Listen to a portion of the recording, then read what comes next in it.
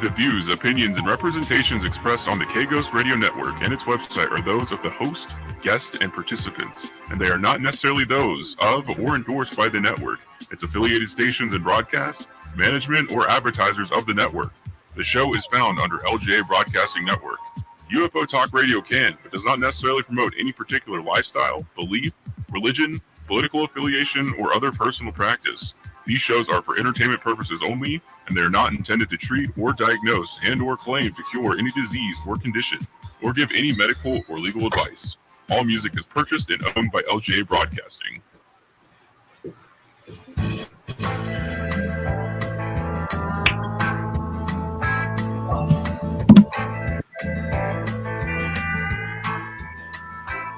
I got the windows rolled down, got the radio up, and I'm heading out of Vegas tonight.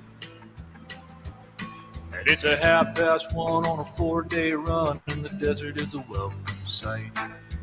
I can see you there in that dress you wear, and it's keeping my foot on the gas. I drink a gallon of Joe just to make it back home and hold you in my arms at last.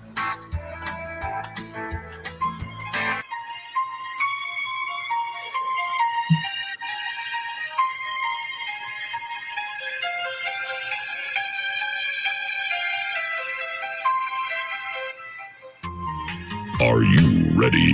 What you are about to experience is real. Right along with us. From deep in the desert of Nevada, The Glenn Larry Show.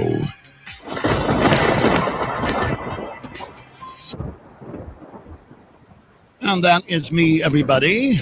Welcome to the show tonight. I bid you all welcome. Where any time zone you might be in, whatever, where you at in the country, you're all over the world. I know you're listening. We want to thank you so very much to our small broadcasters over there, late night drivers, we and our affiliates, our friends on Facebook, and of course YouTube. We want to thank you so very much. We're supposed to be on X, and that I don't know what happened, but it may pop on again. So that's look for that. Now you're on, of course, K-Ghost Radio, UFO Talk Radio, and Midnight Talk Radio. Yeah. We got a lot of good stuff happening in the future. A lot of things happened this week, I'll tell you for sure. Our phones down again. Now you know this story, what I've been going through, everybody. When the phones go down, we got no callers. But I got it fixed. I got the computer line. Okay, we're gonna give that out. It's time to do that. Your stories about what's happened to you.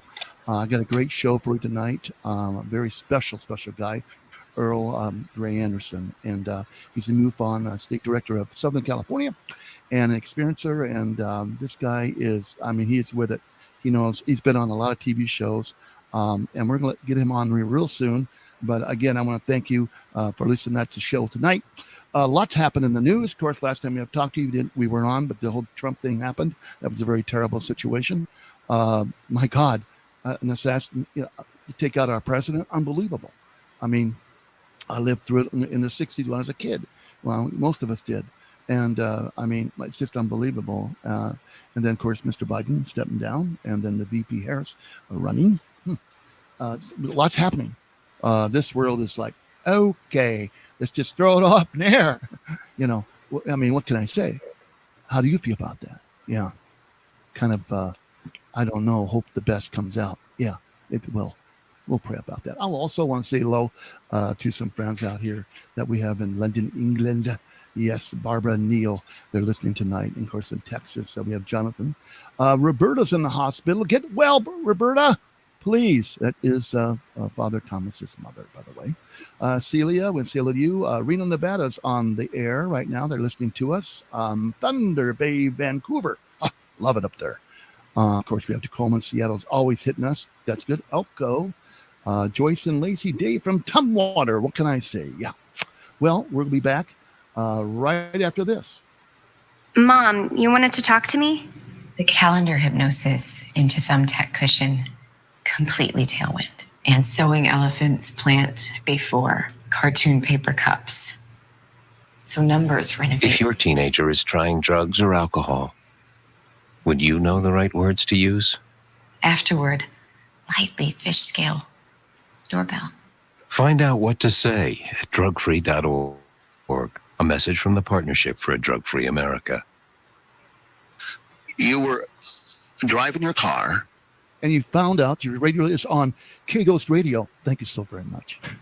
Oh, our guest tonight, like I told you, Mr. Earl Gray, MUFON, State Director, Southern California. Sir, are you there? Let's get you on the air here. Oh, nope. Let's get you on stage. Let's get you there. Let me get out of the way. All right, here we go. Add up to stage, and there he is. There he is. My goodness gracious. Are you with me, Mr. How Earl? are you doing there, Glenn? Fantastic, man. I'll tell you, we've come a long ways with technology, but it's still with the fumbling hands of a radio announcer. You never know what can happen, you know. The whole studio could go up in there. Hey, welcome aboard, my friend. You are the state director, and you've had a lot of things happen to you. You've been in other write-ups, from radio interviews to talk shows to you also travel and you speak. You go to a lot of these UFO conventions. You're an investigator yourself, and you're an experiencer. That's interesting. I mean, people don't know what that means. But would you tell us your story? How'd you get started in this? Sure. Well, let me give you just a little synopsis of all the stuff I'm doing right now. I'm not only state director for Southern California for MUFON, the Mutual UFO Network, but I'm also an executive committee member of their experiencer resource team, which was begun actually by Bud Hopkins way back when. Wow. But Kathleen Martin and a couple people, Dr. Don Dongdari, and George Medich, who is our current director. And we speak with a lot of people that have had contact experiences with our visitors.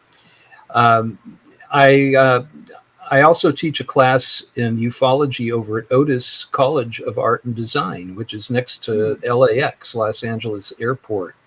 And it is a credited course. I teach it with a PhD folklorist, but she actually knows that the UFO phenomena is a very real thing. So it works out beautifully. We kind of teach it as a two professorial gig. And I'm currently, next week, we're ending our 5th semester doing that. So I'm very busy what I do.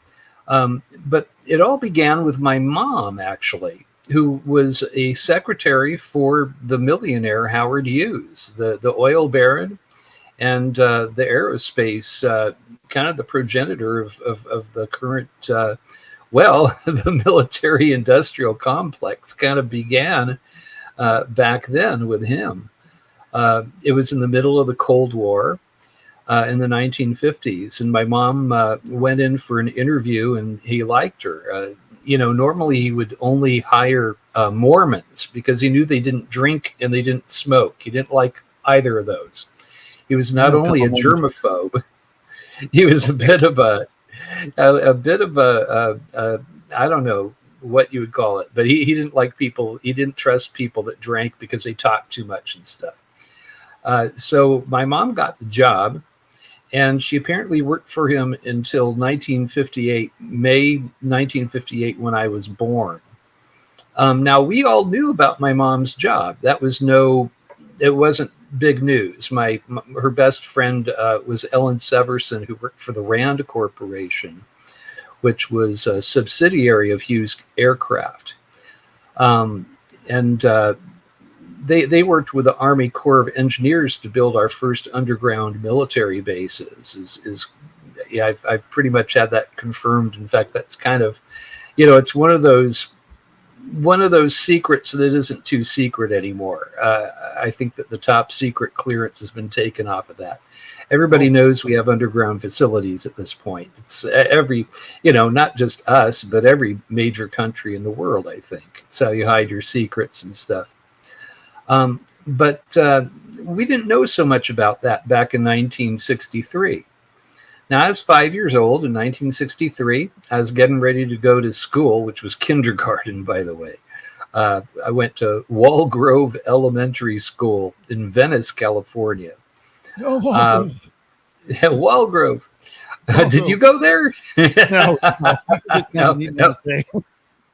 I remember they had good monkey bars and a sandbox and stuff. But anyway, I was getting ready to go to school, and I sat down for my cornflakes, and Mom sat in front of me on the other side of the table. And she started speaking to me like I was another grown-up. This was very strange. There was none of the, mom to kid, baby talk kind of stuff going on. I think that perhaps she was going through some, I don't know, regrets because she loved her old job and she was trying to be a housewife and the house mother and all that stuff. And I think that maybe she was bored. Her old job was really exciting, but we didn't know how exciting until, well, she told me that day. Yeah. So I sat down and she sat down and she said, well, Earl, you know about me working for Hughes, but what you don't know is I had a very strange job. And she proceeded to tell me the story where they took her out to the middle of the Great American Desert. Those were the words she used, the Great American Desert. She said that it was me and a couple of security guys. They had a security detail with me. They took her out to the middle of nowhere, and there was this bunker that was the only thing that was there. It was this concrete bunker, nothing else. Oh, wow. And it was just desert everywhere else. It was desolate. And I remember the conversation. I guess I'm cursed or blessed with a sort of a Xerox memory, and everything seems to stick. But she said that she looked at this shack and she wondered why they took her out to look at tools or tractor or something. She didn't know what was there. And they opened this thing up and there was an elevator inside. And that was it. There was just an elevator. Just an elevator? No shovels and anything like that? Just that's it, huh? No tractor, no. Yeah. And so she knew it was going down. There was no upstairs to this. It was a little bunker. Now, were these guys in military uniforms that took her in there? Or she never told me that. Oh, she that's a detail I didn't get. And she would not reiterate the story in detail for me as the years went by. But anyway, she said that they got into the elevator and it started going down. She thought maybe it'd go down a couple floors, but it kept going and going. And she said that she was scared. She felt butterflies in her stomach. Those were the exact words she used. Vertigo is what she was feeling. She said that when this thing stopped, the doors opened up and there was a little city under the desert. She said that there were a lot of scientists working on top secret projects, a lot of German scientists working down there. Later on, we'd be watching Disney and Werner von Braun would come on, talking about the moon shot and all that. That was still in the future when I was that age. And Mom would point him out and say, that's my friend Werner. I know that man. I used to work with him. So I'm guessing that he was working down there probably too.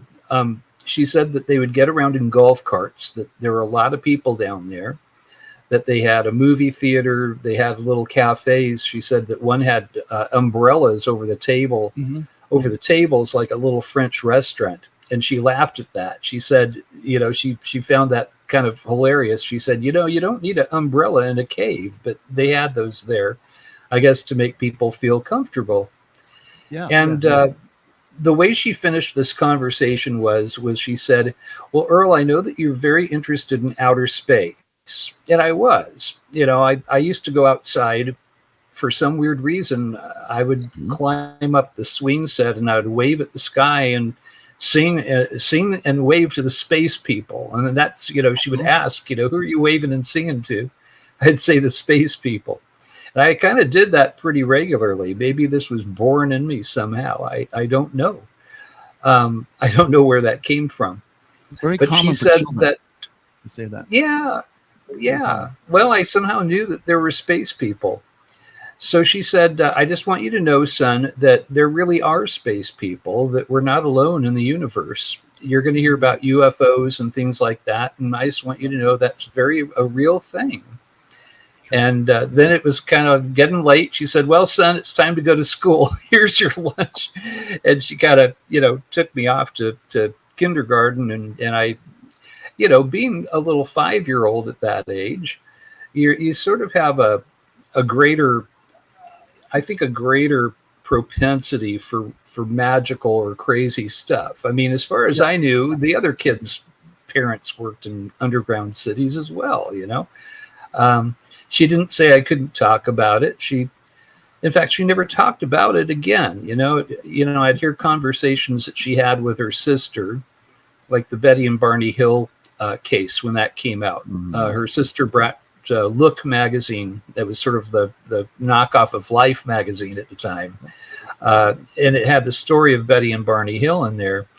And I remember my mom telling my aunt that she thought that from what she knew, she thought that this was a very real story, which kind of offended my aunt's senses. She didn't want to think that was a real thing. But anyway, the years went by, and in fourth grade, and I don't think I had really talked about it with my mom again about, her old job. But in fourth grade, we had Fridays where we would do show and tell, and they would sort of give us a topic to talk about. And this one particular Friday, it was, what do your parents do? So I talked about my father's landscaping contracting company, and the kids were kind of bored and yawning. There were a lot of, I was living in Thousand Oaks, California by that point. It was 1968. A lot of the kids' dads were working in the aerospace companies. So anyway, the kids were bored with my dad's story. So before I got off the front, from the front of the class, I said, but let me tell you about my mom. I figured I might get a little more interest. Earl, and I told my mom's complete story in front of my fourth grade class. Earl, we just lost you for a few seconds. The teacher got a hold of my mother, and she scheduled a parent-teacher conference. The other kids would kind of tease me and stuff, doing my favorite Martian antennas behind my head and stuff, and I guess the teacher wanted to know what it was all about, how I would go up there and tell this story in detail, that she thought was questionable. So my mom went for this parent-teacher conference. And again, I was playing on the monkey bars out in the recess area, probably waving and singing to the space people again. Earl? And yes. Earl, can you hear me? We lost you for just a few seconds. We went off the air and came right back on. I brought us back on. But we didn't miss much. It was just a little bit about the mother thing. Where was I at? Was I... well, I was panicking.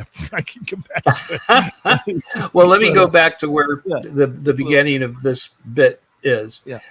In fourth grade, I went and I told my mom's story in front of my fourth grade class. It was show and tell. And the teacher was concerned. So she had a parent-teacher conference with my mother. And after the conference, my mom was very quiet. I was there playing in the playground at school. And we were getting into the car, and Mom said, so son, I'm not angry at you. I'm thinking, uh-oh, I didn't fight anybody. What's going on? She said, she got into her driver's side of the station wagon, and she said, son, I had to tell your teacher that you have a wild imagination. Now, I know that you didn't make anything up. What I told you is true about the little city under the desert and about there being intelligent life. But other people don't know this. She said, people don't know about, intelligent life in the universe. They certainly don't know about underground cities beneath the desert. They simply don't know this. At this point, she's trying to drive the car and giving me this lecture. She said, you can't ever talk about this ever again. She said, I'm not mad at you. You told them the truth, but people don't know this. And I signed stuff. I could get into terrible trouble if you talk about this. I wasn't supposed to tell you.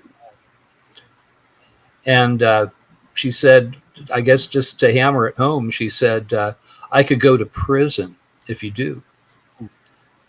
So I grew up with that. And she usually wouldn't talk about it. But back in 1977, after taking her to see Star Wars, for some reason, she just opened up. It was like blah. She said, son, you have no idea how close to the truth Star Wars is. The different creatures, the different, spacecraft, all of that. It's just like that. But they're never going to tell the public. That's what she said. Did she ever go into any great detail? In great detail at all? I wish she did. The rest of my life was me trying to get her to give me details. And she wouldn't. I'd get little bits and pieces. Right. Now, she went on to work again in aerospace. She was actually a corporate headhunter for all the major aerospace groups. She did that till the day she died. 1999 is when she passed. And once in a while, I'd get a little bit more from her, but not a whole lot. I'd bring stories up to her. Like I brought the Bob Lazar story up to my mom. Back in 1999, I asked her about it. I said, this sounds like somebody that you get out to one of these aerospace companies, because she was always looking for people that looked at things differently. Right. You could have a doctorate, but she was more interested, it seemed, in people that looked at things in an original way. She sent one friend of mine out to Northrop to fix their mainframe. He's gone for a couple of weeks, came back with a pocket full of cash and a new car.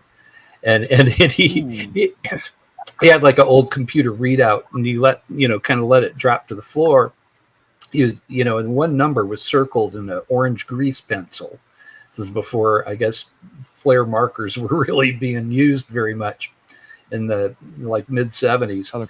And this guy he had just gotten out of high school. He hadn't been in college yet, but he was a math whiz, like one of those guys. You've met them. He's one of those. His mom was my math teacher, the one that flunked me in sixth grade, right? Same woman. Well, that was his mom. Wow. So anyway, those were the kind of people my mom looked for, and she would get them out to Lockheed. If you looked at her different corporations that she was working for, it was Lockheed, Northrop, Raytheon, Rockwell International, and so Delco. You remember David Grush, the guy? Oh yeah, that will the people that he mentioned that are the gatekeepers of this information. Those were all of my mom's clients. She would find people for all of them, usually scientists, engineers, and people of that caliber. 1999, my mom passed away. It was her 5th bout with cancer. I believe that she was irradiated when she was working underground. Perhaps it was that they were, at an early nuclear pile that they were running power off of. I mean, obviously they were off of the grid. It might have been located where you're broadcasting from, as far as I know. There's a lot of stuff going on in Nevada. Area 51, and it was already in full swing. I know Area 51. Yeah. I know that they opened up. Well, apparently Howard Hughes had one of the first privately owned labs at Area 51. I was told this by Richard Souter, who's written a few books on. He's kind of an authority on underground bases. Not even so much UFOs. It's just, his wheelhouse is underground bases. And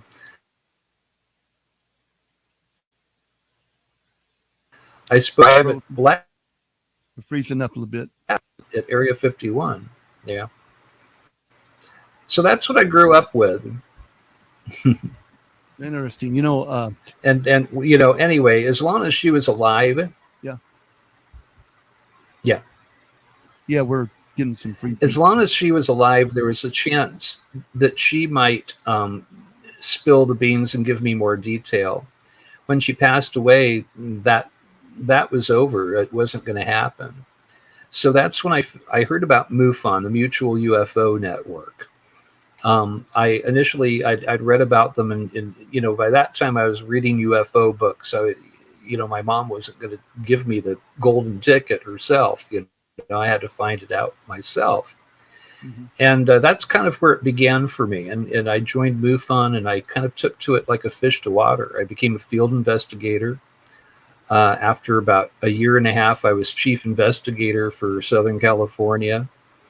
And here I am, and I'm now a state director. And I love it. I love it. You've come a long ways, man. And the stories you can tell, over 1,000 interviews with people for MUFON? I've personally investigated over 1,000 different UFO cases. That means I've interviewed the witnesses. I've gone oftentimes to the sites where they saw the UFOs. Now some cases are easier to close than others. You know, sometimes it's real obvious that the person saw the planet Venus or the ISS space station, and so we'll kind of knock those cases off pretty quickly. And I'll tell the person kindly, you know, because nobody wants to hear that they, you know, didn't see a UFO. It's funny, it kind of changed. I mean, now it's cool to see one, but it used to be the ridicule factor would keep people from even putting a report in. Yeah, of course. But I've found that if you poke at this phenomenon, it tends to poke back. And so I've had a couple of interesting experiences myself since I've become a field investigator. I actually will use the term ufologist now. I put that after my name because Paul Hynek, you know, Dr. Hynek's sons, Joel and Paul, they refer to me as a ufologist, and they say that I'm sort of in the same line as their father, Dr. J. Allen Hynek. So, you know, they don't really give degrees out for ufology, but if Dr. Hynek's sons kind of say that you're a ufologist, that's good enough for me. But I have since 16 years old. I've been into this. Yeah. Go ahead. It was very weird for me. It was my mother's life, you know, and I grew up around that, knowing that this was a real thing. It caused conflict sometimes because, you know, they'd bring people like Isaac Asimov and you know, Carl Sagan and they would be encouraged to debunk the whole phenomenon. And so back when I was growing up, it was kind of, you didn't want to tell people necessarily that UFOs were a real thing, that you'd get funny looks and rolling eyes and stuff like that. But I think it's changed over the last decade, especially. I think so too. I think it really has changed. Folks are coming out more and more every day and telling their stories. It may happen years ago, but they're telling their stories, and these stories are incredible. And then other people are saying, "God, I remember that date. I remember that happening around that neighborhood," or what have you. You know, I have people that are on my show that are lay people that have been involved with the UFOs, have been, I think, have seen them, some abductees, some weird stuff, and I tell them, tell your story. And if you can't, if you just get a hold of MUFON, I don't care how old the story is, let them know the story, because it's going to match it somewhere with somebody else's story about what they're citing or their experience with the UFO or UAP or whatever. But, I'm hoping that we'll open lines here in about a little bit, but keep going on. It's quite interesting. What's one of the stories that you remember? Well, I've had all kinds of wonderful cases. I mean, from military personnel, police officers. I mean, I had one police officer who got a hold of us, and he was abducted from his police cruiser while on duty. He would go under this bridge that a lot of people would drink under and stuff, and he had to write his notes, his police reports for that evening. So he'd park there and he would work on his computer and do his notes. He's sitting there and he sees this bright light off to the right, and it gets brighter and brighter. And the next thing you know, he said that his cabin of his cruiser filled with light, and he was gone for about a half an hour. And he said that he felt like the time, he didn't know what had happened to that time. He felt like a fish out of water suddenly. He couldn't catch his breath. And he looks at his clock and it's 30 minutes gone by. And he told his coworkers, he had to, they were trying to get a hold of him on the police radio. And he actually had to tell them, he was a very honest guy. This guy had been, awarded and honored as a police officer. So they trusted him. And he said, I think that I was abducted by aliens while on duty. Wow. And his his colleagues kind of teased him about it, but they actually, I think they believed him because this guy was so honorable and not somebody that would make stuff up. Right. You know, and not the type of person that would just leave his post for half an hour. Well, at night he would start having these dreams that were realer than dreams, is how he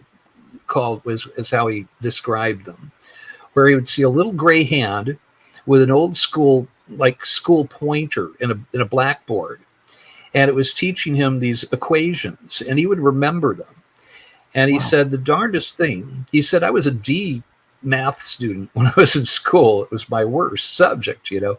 I related. I wasn't very good at maths either. But he said, after a month, this went on for a month. And it was like a classroom situation every single night. And after the month, he saw this gray face of a gray alien with the black eyes and the afterthought for a mouth, and spoke to him mind to mind and said, now, this information is going to leave you for a period of time, but it's going to come back someday when it is required. What does that mean? So he came to MUFON. He was hoping to get hypnotically regressed so he could remember these equations. He said, I knew what it meant. And he said, I believe that they were teaching me about 0-point energy, which apparently is how they power their spacecraft. Wow. That's just one of many, many cases. I mean, I've got people, you know, one gentleman that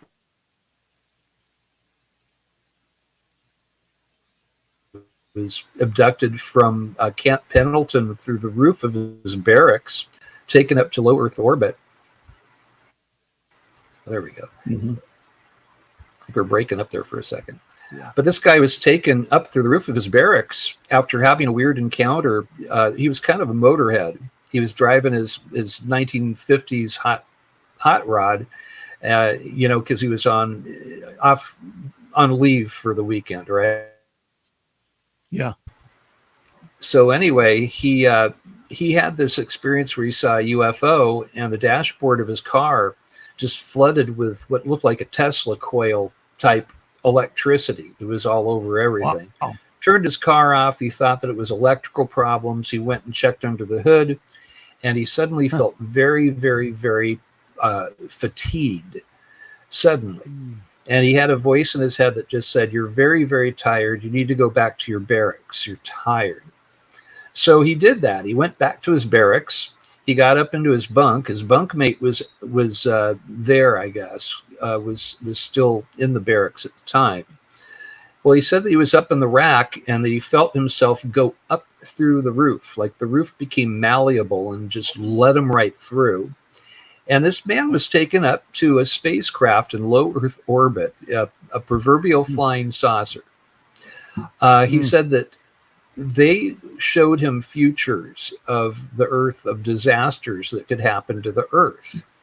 And then he would wait for his reaction. His first reaction was very feisty. He was getting very angry, and he wanted to fight back at them. But they would paralyze him, so he couldn't do that. But eventually, after they showed him these disasters, like nuclear exchanges and stuff between us and Russia, he started praying. He started being more positive about it, to where he was asking them, "What can I do to stop this? Is this going to really happen, or is there something I can do to stop it?" It was almost like, you know, Scrooge with the Christmas of, you know, the ghost of Christmas past coming, you know, like they were waiting. You know, I think they were trying to change this man or see what was really in his core. He said that when he started reacting with compassion and with concern for humanity, that he felt love surround him, and they brought him back to Earth. Again, he just traveled. He could see the Earth below him. Somehow or another, they protected him against the vacuum of space, and he went back through the top of the barracks of Camp Pendleton. He was back in his bunk, and his bunk mate found him in the middle of the floor, shivering and kind of a little curled up into a ball. He had red splotches all over his body. And his bunkmate took him and gave him a cold shower, but he thought he might be drunk or something at first. He wasn't. He was cold sober, but it's scared to death and looked like a mess. And he told his bunkmate what happened to him. Well, he kept this information to himself for years and years. I mean, it affected him deeply. This happened to him in 1968, so this is not a new phenomenon. He held on to that story, and when I interviewed him, I spoke to the whole family. I spoke to his wife. I spoke to a couple of his kids. They all said, "Our dad has been talking about this for years," and his wife confirmed that. She said, "He's been talking about this, and it's been weighing on his heart." She said, he has PTSD, but I don't think it's from going to Vietnam, because he did go to Vietnam. She said it's what happened and what he saw and what the aliens showed him. And I have so many cases like that. I mean, I have high evidence cases. I mean, it's just, we're not alone, Glenn. Let me ask you this. Have you yourself had an experience, and have you seen a UFO? Where are you at now with that? I have.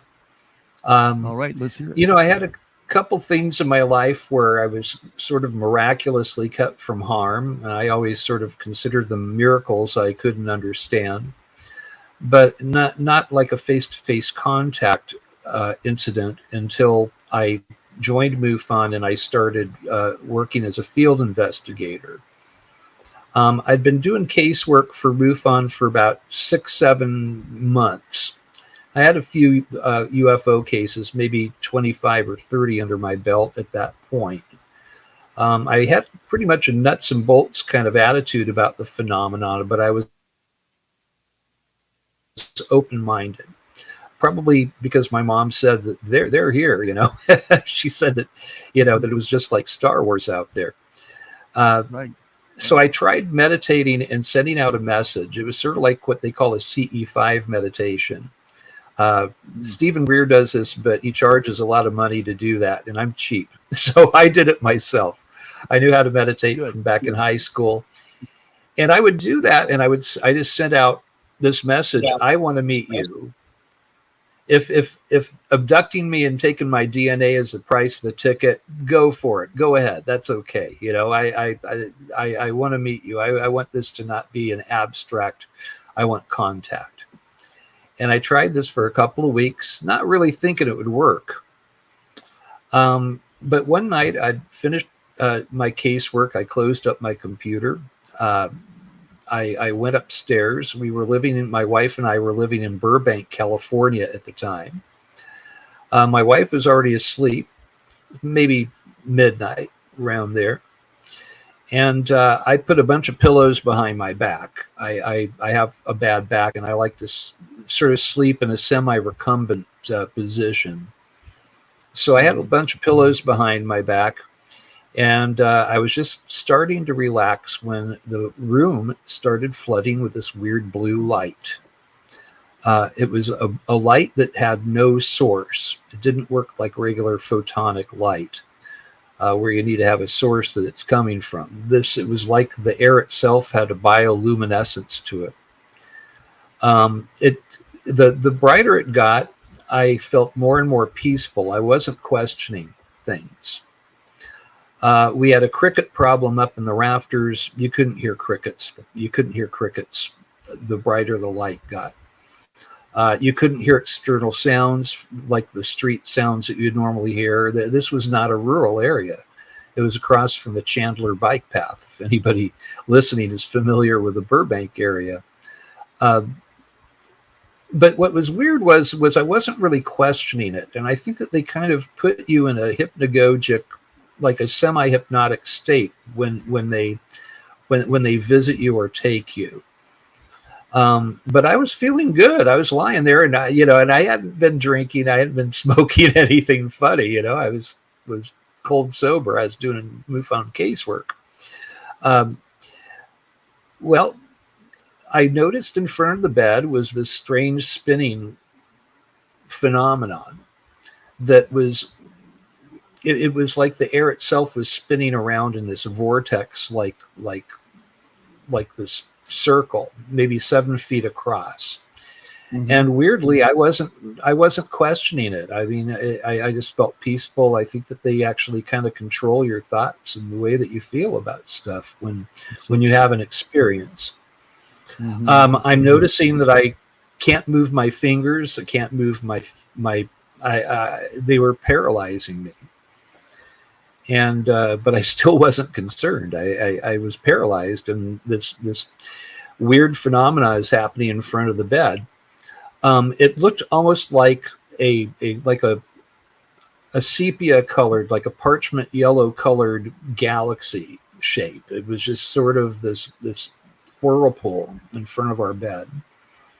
I'm looking at this thing, and suddenly it opened up. It was almost like somebody pouring creamer into a cup of coffee. It opened from the center out all the way to the periphery. And now I was actually scared. I couldn't move. I would be too. Yeah.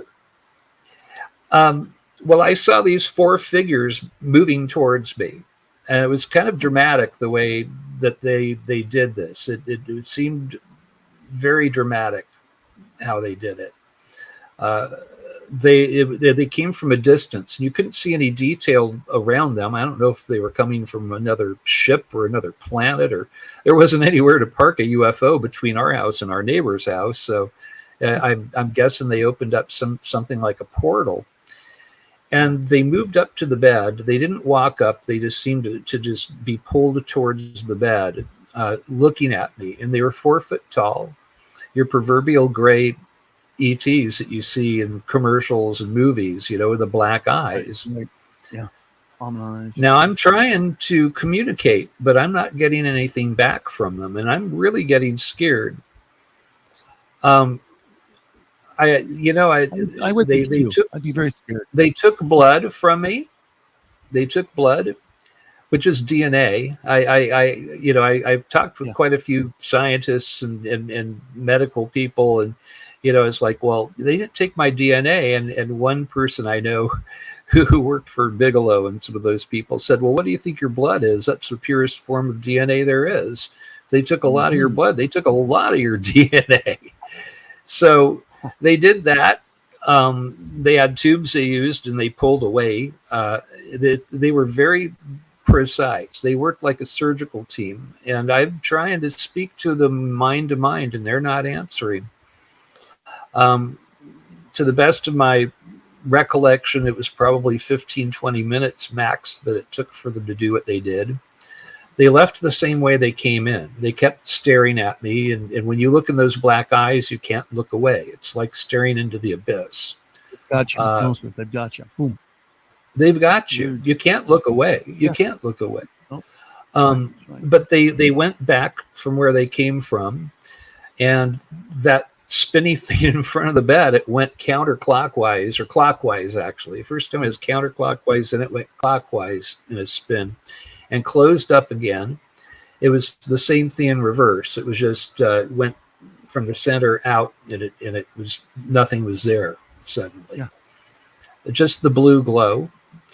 It was still very quiet in our room. There was still what they call the Oz effect going on, is what they call that, when that strange quietude and time seeming like it slowed down somehow. When I could finally move, I started yelling and shaking my wife, and she was not happy about it. Not at all. Her whole attitude, she's like, my God, you've joined this crazy UFO group, and now you're being visited by aliens. And she heard nothing. She heard nothing, huh? She heard nothing. She was dead to the world the whole time. And we didn't talk about it. But 2 days passed, Glenn. And after 2 days, the shoe was on the other foot. My wife was shaking and waking me up. And she's literally pacing back and forth next to the bed, like in distress, going, my God, Earl, you need to tell your little friends to leave us I won't use the word, I don't know, a family show, leave us alone. I didn't sign up for this stuff, and right. in one way, I was horrified that this happened to my wife as well, but I was also relieved because she knew that I hadn't had some kind of a mental breakdown. I mean, I don't have any, past history of mental problems, Yeah. So, but that happened 9 years ago. I kind of kept it to myself. I told my state director at the time, and he was very nuts and bolts about this phenomenon. He had not had an experience himself. I drove 4 hours to go see him, and I kind of got the raised eyebrow and the cocked head and the, you got to keep this to yourself. People are going to think you're crazy. They're going to ridicule MUFON, So I did, but I would tell field investigators as I was training them, I would sort of take them off to the side, and I would tell them, this is what happened to me. I feel like I owe you this heads up, a little caveat that if you poke at this phenomenon, it's not like looking at some distant object in a telescope or like looking at something in a microscope on a slide. You become part of the phenomenon. I think that the act of investigating this phenomena with as much gusto as I've been doing, that maybe it targeted me, or maybe it didn't have anything to do with that. Maybe it was my mom's work, for the military industrial complex. Maybe they knew that I'd be doing stuff like this right now, Glenn. I mean, right. Because I talk a lot about this, You were chosen. This is, I believe that your destiny, and along with all the other things you do, as a musician, as a nurse, I guess you retired from doing that. And we're getting kind of close to the top of the hour. But what I want to do is go into the commercial, come back with your nurse story, and then I want to take a caller, okay? Because I know they're biting at the bit until I tell them, of course. Come on, let me tell my story. We'll be back after this, folks. There's no typical meth user. I was from an upper middle class family. Meth is terribly addictive. My first time using it, I was hooked. There was no turning back. I lost my job and I was homeless. I never thought I'd see my family again. I have a great fear of meth because it took so much of me. I mean, it took everything.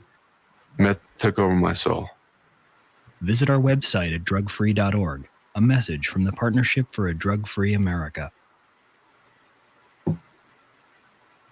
Violence, theft, drugs, graffiti. It's all part of joining a gang. In times like these, we need to protect our children and our community from gangs. Gangs often prey on unsupervised teens with low self-esteem, who perform poorly in school, who seek a sense of belonging, or are simply bored. Joining a gang often involves violent hazing rituals. Once in a gang, members can become alienated from their families, school, and friends. Drugs, guns, and malicious activity are common elements in gangs. Trying to leave a gang can be a difficult and dangerous process. The best way to get out of a gang is never to join one. Protect kids from being recruited by a gang. Know who they're hanging out with. Involve kids in after-school activities and provide positive role models. Help reduce gang activities in your community by working with local law enforcement and school systems. Don't let a kid get involved with gangs. Visit ncpc.org to learn more or contact your local law enforcement agency. A message from the U.S. Department of Justice, National Crime Prevention Council, and the Ad Council. And we are back, everybody, with the incredible man, I'll tell you, Mr. Earl Gray Anderson of MUFON. Man, I tell you what stories. Tell your story about the time when you were nursing. I forgot how it went, but tell that story, and I take a call. What they're calling crazy. So go ahead. Well, this stuff is all connected, and I had never seen a UFO. I mean, I'd seen beings, but I'd never seen a UFO. But I don't think there's random sightings. I think if you see a UFO, you were meant to see a UFO. That's kind of their calling card. This was about 4 years ago. I was getting ready to do a 12-hour nursing shift. It was 6:30 in the morning, and I was driving to work. And strangely, this was a very busy street here in the San Fernando Valley of Southern California. It was Winnetka Boulevard. Now, this was a mile away from where I live. There's a little prep school, but like a middle school for rich kids, more or less. I couldn't have afforded to go on there. But I'm driving to work, and it's 6:30 in the morning, and I see this strange V-shaped thing hanging over the school. The closer I got to it, it looked kind of boxy looking. I'll tell you the truth, it looked kind of ugly, like if you built a V-shaped, like an airplane, or not even, I mean, it's not airplane shaped, it's like a V. But it looked like built out of shipping containers. It was very boxy looking. It wasn't pretty. And I'm looking at it, and being the field investigator I am, at first I'm going, I wonder how these kids did the hoax. You know, I'm figuring they're hoaxing their science teacher or something. I'm looking for how you could hang something up. Yeah, is it a kite? What is it? Well, it was the size of like a fighter plane, a big one, you know, it was huge. When I was about, say, half a mile away from it, I'm realizing, you know, that there's nothing that's tethering this thing up. It's just massive tonnage hitting 40 feet in the air over the schoolyard. I start, you know, when I initially saw it, now I've been highly trained by MUFON. I'm a STAR team member is what they call it. I'm able to take evidence scientifically. You know, I can square off a, you know, evidence collection spot like the police will do and flag it and do all that stuff. I started thinking what I'm going to do. I need to take video, photos. I need to knock on doors, get other eyes on this thing. It was strange. This road, there were no other cars, and it's usually a busy street. Now, I don't know if our visitors, you know, had everybody have car trouble, or how did they do that? But the closer I got to it, it seemed like, yeah, well, I'm thinking of what I'm going to do, and then I'm getting closer to it, and they kind of took over my thought processes, although I didn't know it. I'm starting to get irritated by seeing a UFO, which I always, all my life, wanted to see more than anything. I'm thinking, this is an ugly UFO. No lights, no, you know, it looks kind of rusted out or burnt up, like it went through, you know, like it went through the atmosphere or something. And I'm inexplicably, I didn't remember I had a phone in my pocket. Again, just like when I had my visit, at that time, it was 5 years before. This was 4 years ago from now when this happened. Outside of my car, you couldn't hear external sounds. Again, time seemed strangely fluid and slowed down. The Oz effect was going on, but this time I'm behind the wheel. I'm driving 40 miles an hour, you know, to work. And suddenly, the most important thing in the world is not to be late to work. You can't stop your car; you'll be late to work. Didn't think of taking a photo at that point. It's like there was this shift that happened. You know, in Star Wars, where they're going, these aren't the droids you're looking for, and you know, is the Jedi mind trick. It was like that. So I literally drove past this miracle. Now I was at closest approach, like 35 feet from this UFO, and I did a shoulder check on it. That was, you know, I didn't stop my car. I was going to be late to work. I did a shoulder check, and this confused me. It looked like it was right next to me, and at the same time, a mile away or more.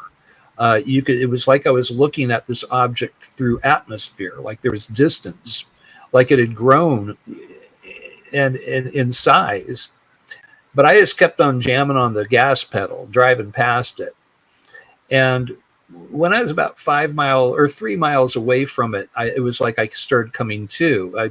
You know, there are the sounds outside of my car. There's other cars on the road, and I pulled over then, and I'm like, you know, face palming and, you know, deriding myself. I'm the worst UFO investigator in the world. That was the smoking gun video, and I didn't take it. What is wrong with me? But I realized that they were showing me something that you can prepare and you can train, but they run the narrative when you're close to them. It kind of explains why, you don't see close-up photos of UFOs. You see them always in the distance. Now, what I didn't understand was how it could seem like it was right next to me and a mile away. I was talking to a physicist, and he said what you would describe is a gravatic lensing effect. And they're talking about quantum metricing possibly being the way that these guys could travel faster than the speed of light. Making the distances between stars of no consequence. And he said that the way that this works is that there's a massive object in front of the craft that causes a dip in space-time, like a gravity well. He said what you saw was the universe actually being warped like a lens. And so it would seem like it was right next to you and also a mile away. So I believe that they were, getting the hell out of there, driving, they were flying away when I looked at them. Yeah. Maybe to protect me. I don't know. Now, from that time on, my feet became numb. And I went to a neurologist. I don't have diabetes. I was kind of blaming it on bad discs in my back because I am a nurse for many years. But the neurologist, I went to a really good one, expensive one, that ran electrical currents through my body to try to, pinpoint where this neuropathy was being caused from. And he said, it's a mystery. We can't figure it out. But it got so bad that I actually had to retire from my nursing career. So it was maybe 2 months. 2 months after that sighting, I couldn't work anymore. I'm going to tell you, I had an experience like that when I saw my UFO. And I've seen several of them. And my feet just didn't feel right. I mean, it was like they were numb. I wasn't getting circulation or whatever, And it happened recently when I had a sighting here recently. And I don't know what it is. It might be something with their energy or something. I have no idea. But we want to get some callers calling in here now. Is that okay? And good for you? Sure, Earl. So we're going to take callers, everybody. And the number is, of course, I hope that the person just call right back. We'll get them on the line.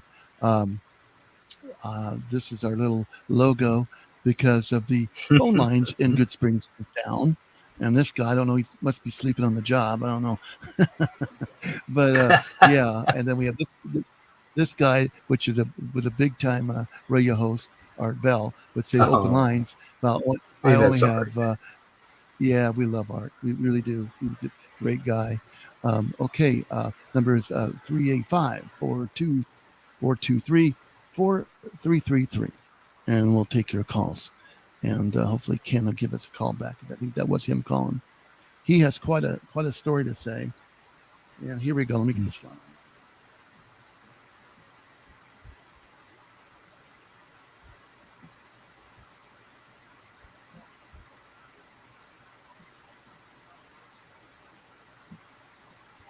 Ken, are you on the line? I'm on the line. We got him. It worked. See, computers can work sometimes. They can freeze up on it, but they can still work. I've seen them freezing up here a couple times. Yeah, I did. I don't either on my end or his end. We don't know, but Ken, this is Ken from Florida. You have Earl Gray Anderson here, a ufologist, and what would you like to talk about with him? I'd like to ask him if he ever seen anything that was implanted in somebody. Have he had any, experience to see with other people they claim they were abducted? He's asking you, have you? Go ahead. What was that? He's asked, have you found anybody that had anything implanted in them? Have you seen anything like that? I have had plenty of people who have had implants. I had one gentleman, an older German gentleman, who it made him quite angry. It was a little gray guys, and they kept putting an implant in his foot. And he had a surgeon that removed removed it for him. It was very like a small silver, like a capsule shaped thing, like a thin, like if you put a Tylenol in water and left it there for too long till it was just a little tiny thing. It was sort of that shape, but silver. And well, he had that removed, and they came back and they put it back, and he had that one removed. And I know, and he had to find a different surgeon because the first surgeon wasn't going to keep removing the same thing. But the guy started sleeping with a gun. On the line. Oh wow! Well, Ken, you don't sleep with a gun waiting for those aliens, do you? Ken. Well, I don't have guns, but I got one on my nightstand drawer here, but I don't sleep with one. Okay, now Ken, tell him your story about. This guy did. Listen to this, Earl. Listen to this one. Go ahead, Ken. Well, I know when this happened in 1967. I got too close to a UFO, sort of like you said, no lights or anything, and it was on the ground. I'm not exactly sure, maybe 10 minutes before it left, but it had a lot of military personnel around it, and they didn't seem to want to go in it or get too close to it. And the door was open, and you could have went in there if you was a midget. But anyhow, I come home, and I had a funny feeling that there was something on me. Well, later on, I got married, and I said to my wife, there's something in my back. There's something bothering me back there. It's itching, and then, it'd be quiet for a while. It wouldn't bother me. Then all of a sudden, it would start up again. And, well, after 52 years, I told her, I said, there's something back there. Dig it out. Now, I had a chest x-rays, and I had everything, and it showed nothing. Lung x-rays and stuff. But anyhow, she tried to take it out one night. I said, just cut me. I said, I can take a little bit of pain. As she cut me, she stopped. She says, bleeding too bad. Well, the next day, I said, see if there's anything back there. She said, I can see something, but I don't know what it is. I said, well, pull it out with a pair of tweezers. She pulled it out with a pair of tweezers, and I looked at it. I squeezed it. I showed it. I said, man, I wonder what the doctor's going to say to this is. Well, he says a piece of shrapnel. Well, let me tell you, it was metal, but it was not magnetic. I never picked it up on an x-ray, but that thing bothered me for 50-some years until she took it out of my back. I have it up on camera right here on the screen. Earl, you can see that. I'm going to bring you triangular shape, and it's black, yeah, but look like at a black triangular shape. This, because we see those. This is from his back. This is from his back. Now, here's another evidence of someone else that had it taken out. Now, look at the shape of this one. Look real carefully. Now, here's the shape of this one here. Oh, that's what I described. Identical. Yeah. We see different implants. More and more people are coming up with this. There's something in my head. There's a lump there. I don't know why it's there, and they dig and dig and dig and dig and dig. And for instance, a person, I won't say who it is, but had a heart attack and wanted to know what's going on. They put him in, scanned his brain and everything else. And they said, there's something in your brain, something in your skull. Yeah. And did you get an accident, a bad accident? And this guy says, no, your mind. Yeah. He says, well, there's something there and it's metallic and it shouldn't be there. And there was no scars on his scalp or his head. So now you tell me, these guys are pretty clever, are they not? Terry Lovelace. Now, Ken? Terry Lovelace has I know it's not back there anymore, but they made fun of me when I talked about this in 1967. When I said, people didn't know about it. My mom didn't believe me.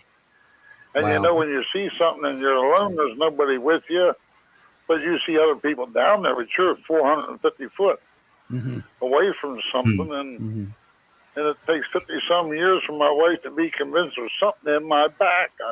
I knew it was back there because every once in a while I'd be doing something, and this thing would like say, hey, what are you doing? You know, it was there.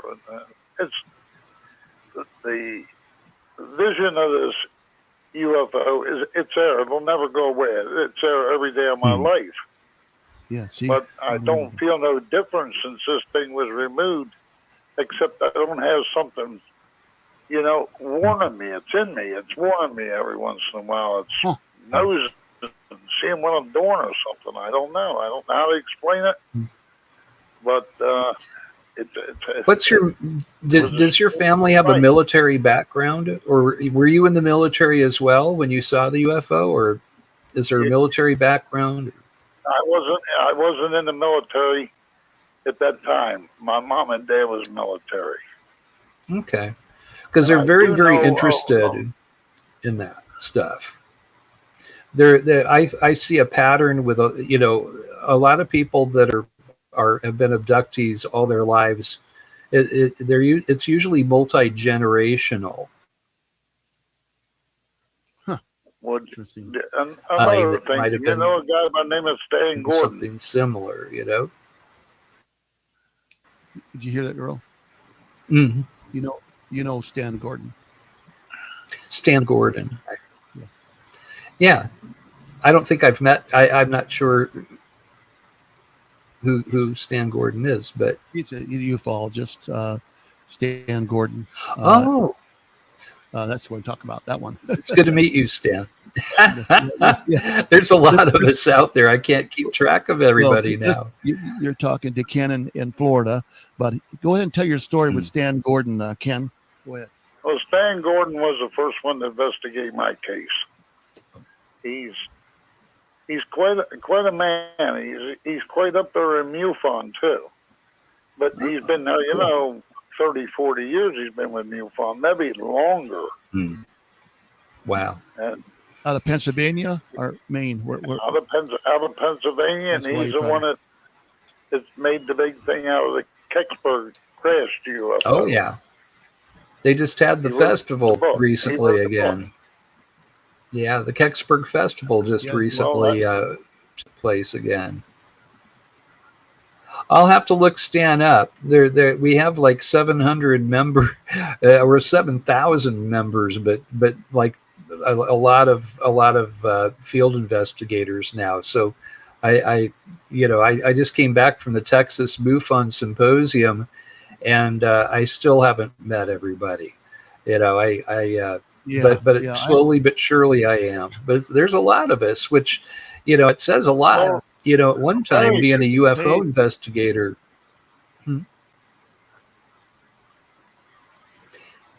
At one time it was an oddity if you were a UFO investigator, but there's a lot of us now. Yeah. He was just talking about the phone number. Yes, I got his phone number, and I will get a hold of Stan and reconnect with him again. We had a nice show when we was on the last time. So, but hey, Ken, I want to thank you so very much for calling in and telling your story. I wanted to show that. I'm so glad that we got those other pictures, and you thank Dee for her help on that. Will you please? Yeah, because that took her quite a few hours to find that thing on the computer, because there's a lot of different implants.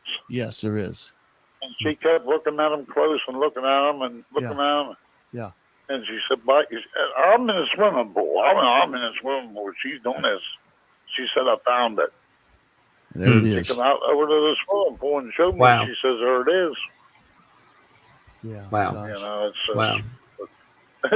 Well, we're a little over the time here, but I'll tell you, thank you so very much, Ken, for being on tonight. Thank you, Ken. Ken, for calling. We appreciate you. Okay, thank you, and you have a good one. Thank you. Be safe. Okay, buddy. Thanks so much. Okay, bye. Bye-bye. Well, we barely touched the surface.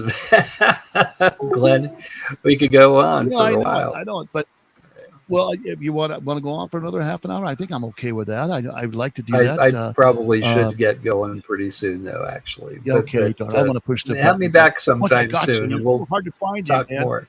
It's been a couple of years. I mean, I've just been so busy. I mean, it's either I'm speaking somewhere, or I'm teaching my class over at Otis College, or I'm, running my meetings here, or, And I thankfully, you know, I live in a place where, you know,